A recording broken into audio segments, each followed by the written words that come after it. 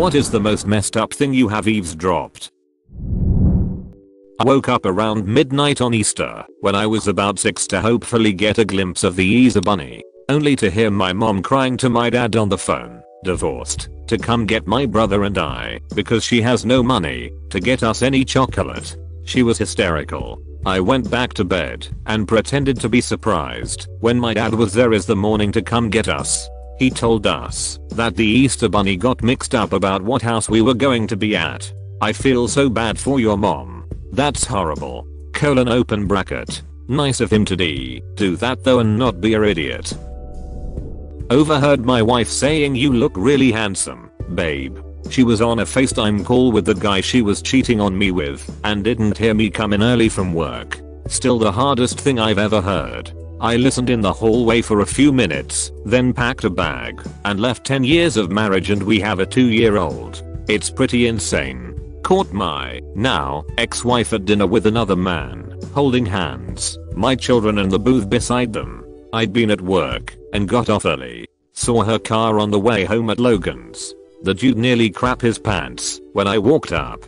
He got up and tried to stammer something. I turned and looked at her and then our kids and told her she should be ashamed. 10 years of marriage and 2 kids. It tears your guts out. Jesus Christ. It's one thing to cheat on your partner or spouse, but to openly have your kids around the person you're cheating with is all sorts of messed up. I'm assuming your kids weren't old enough to realize what was happening, but if they were then that's just awful. I was listening to 2 of my kindergarten students talk about Christmas the day before break. One asked, "Do you believe in Santa?"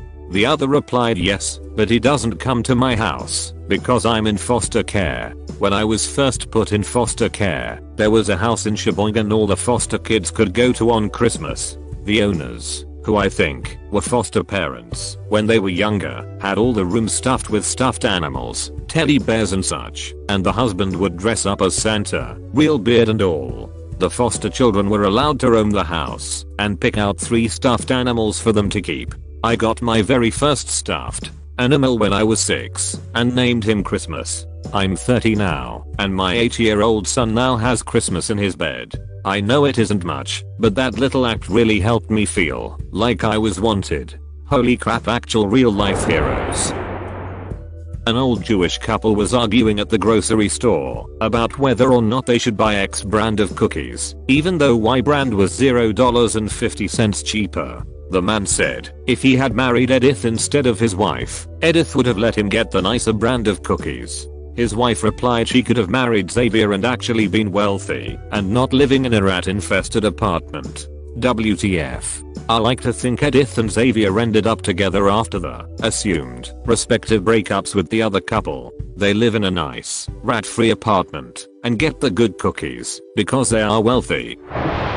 I was a waitress and I just took an order from a table of students that were all 18 plus. One of them seemed pretty dim with the questions she was asking me, but nothing too stupid. One of her friends ordered duck gyoza. As I walked away I heard her ask her friends what a duck was and them start to explain. How the hell do you get to be over 18 and not know what a bloody duck is? Perhaps English wasn't her first language and she didn't know what the word was. Hopefully. I'm natively Brazilian, but I'm currently living in Mexico. Since I pick up accents easily, a lot of people can't even tell I'm a foreigner, but I still haven't mastered Spanish. Sometimes when I ask people what some word means they will look at me like I'm actually retarded. So I started hanging out with this girl called Rocio, and I had never heard that name. So in my packed car I asked her where her name came from and all my friends roar in disbelief that I didn't know it meant Jew. I constantly have to remind them Spanish isn't my native tongue. Moral of the story, more than likely English isn't her first language.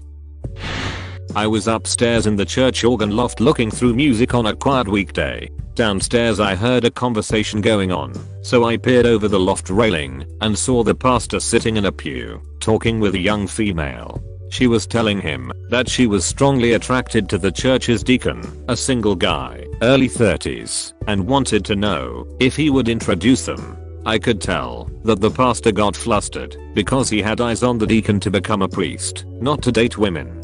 For her part, the girl told the priest that she wanted to save the deacon from a boring life of celibacy. "Pastor, I want to frick his brains out. Let him try this, and if he still wants to be a priest, you've got a really devoted man." Pastor was like, "Sorry, but I'm cock blocking for the Lord." About 11 years ago, at high school, one of my friends found her father hanged in the backyard. They were a really nice family, and he was a great guy too. They had these cafes at libraries and the food was great. But his wife had an affair with her personal trainer, and, probably, he knew. And I think they had some financial issues as well.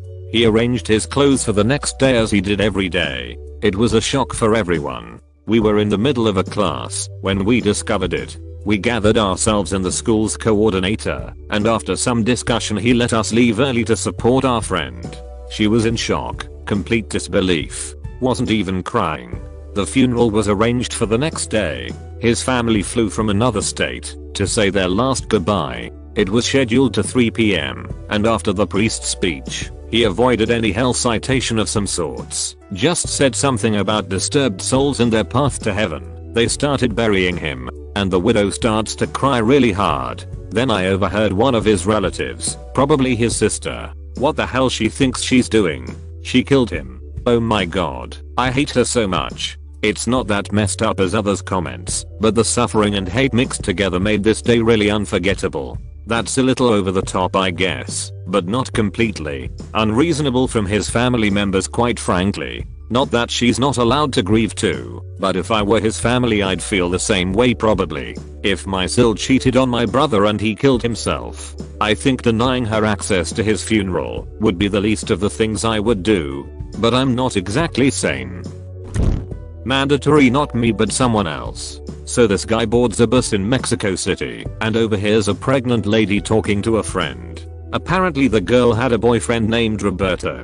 She had cheated him several times, and the baby was actually his brother's. The baby was conceived 4 months before after a quinceanera party, and the brother had refused to recognize the baby as his own. Since they shared the same gene pool, the girl had decided to marry Roberto without telling him the truth. So the guy who was eavesdropping reaches his stop and leaves the bus. He then posted a Facebook status with the whole details and asking people to reach out to any Roberto who fit the story. The post became viral within hours, even spawning a hashtag stating "We all are Roberto."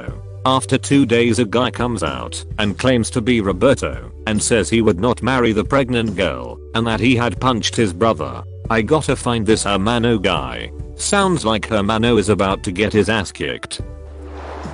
I was at a music festival a few years back, asleep in the tent at about 9:30 am, and I woke up to 2 guys speaking in panicked voices outside the tent saying, "I know we gave him the pills, but it wasn't our fault he took them all. It's not our fault. We brought him to the first aid tent. What more could we do?" And more to that effect. They also said that they had written on his arm that he had taken 5 pills and dropped him at the first aid tent. As soon as I heard them leave, I stuck my head out of the tent to see my best friend with her head out of her tent, both of us wondering what the hell that was about. Then, we found a bag of white powder and about 25 pills in baggies, which these guys had just dropped to get rid of any evidence. Maybe an hour later, we heard that someone had died at the festival from taking 5 pills and overdosing. The penny dropped as we joined the dots between the conversation we had overheard, the discarded drugs and the death.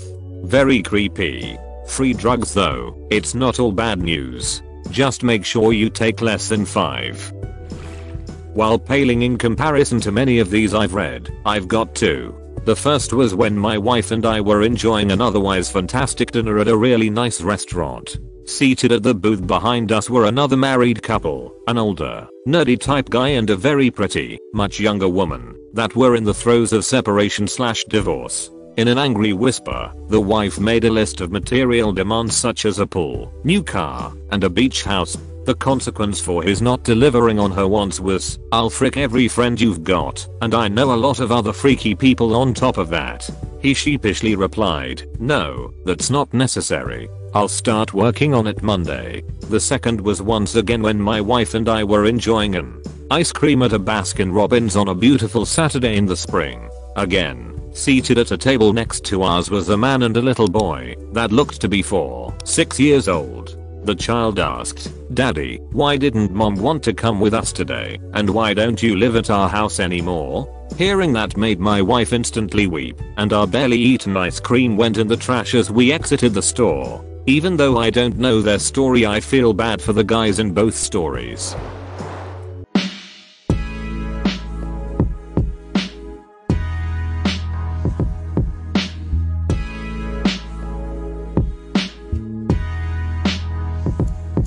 Not really eavesdropped, as it was in a small room and the lady was raising her voice. I was maybe 10 in the waiting room for my doctor's office with my mom. Probably school hours, because literally no one was in there but us two.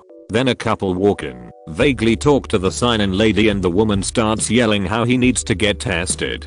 She has no idea how she got what she did, no idea what they were talking about at the time. The man was very calm and told her to lower her voice, but she kept on about it must have been him and he needed to get tested right now to prove it was him. The woman left soon afterwards and the man apologized to my mom and I for the commotion. I went back to the book I was reading and realized a few years later what they had been talking about. Reminds me of once at a sexual health walk-in clinic. A girl was there to get the morning after pill and she kept asking the desk lady when it was her turn. Answered a few calls from I assume her BF telling him she was waiting. She sounded on verge of tears. After almost 2 hours of waiting she kind of lost it and started yelling that she's been waiting a long time and needs the morning after pill or her BF is going to beat her. She started crying too. The people working there kicked her out for apparently being rude to staff. I always thought how they should have offered her some sort of help. Hope she's okay now. This isn't messed up, but I feel it can get a pass on this. When I was 10 years old, I became really close to my teacher. I'll refer to her by her first name, which is Louise, who taught me during year 5 and 6 of primary school. I would tell her some of my personal problems. 2009 and the majority of 2010 were bad years for me. I was facing at the time, and I would also help her set up the class. Not only that, we used to like the same things as each other. I was sort of like the teacher's pet coming to think about it. But one thing that was really frustrating about Louise was that when anyone called for her, she would take long to answer. But after school on one Friday, after rehearsals for the school's version of Disney's Mulan, I left my bag in the classroom because Louise said I could leave it there because she wasn't leaving the school until 7 p.m. So as I got to the outside of the classroom door, which was left wide open, I heard Louise talking on the phone with tears, talking to a friend about a really bad brain tumor she had in 2003 and the fact that she found out that one of her best friends was going to slowly die of cancer. That shocked the hell out of me because I never knew anyone that had a bad illness except for my late grandmother at the time, and someone who, especially a teacher. I questioned whether to enter the room or not, but I did, and I gave her a hug and consoled her for a few minutes before going home. Louise didn't tell the other students for another year, believe it or not, because she felt like they wouldn't understand like I did.